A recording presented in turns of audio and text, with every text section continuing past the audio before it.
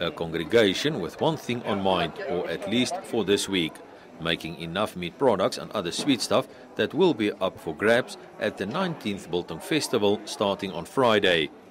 The New San Juan met a group of people consisting of young and old, and even the 2011 Miss Biltong Festival beauty pageant finalists that were at work making a variety of local delicatessen like boerewors and koeksisters.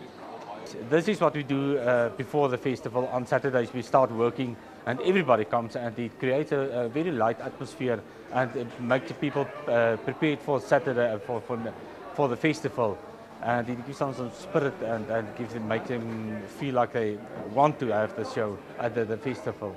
But yes, this is the normal thing.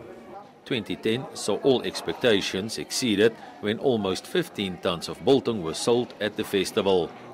15 tons represent about 25 heads of cattle on the hoof at an average weight of 600 kilograms each. All this processed and presented to make anyone's taste buds go wild. And since biltong does not come cheap, one can understand why some hide behind their vehicles while cutting and enjoying their favorite snack. These 14 tons, I presume it will be more because we gave the people more privilege to sell more biltong this year.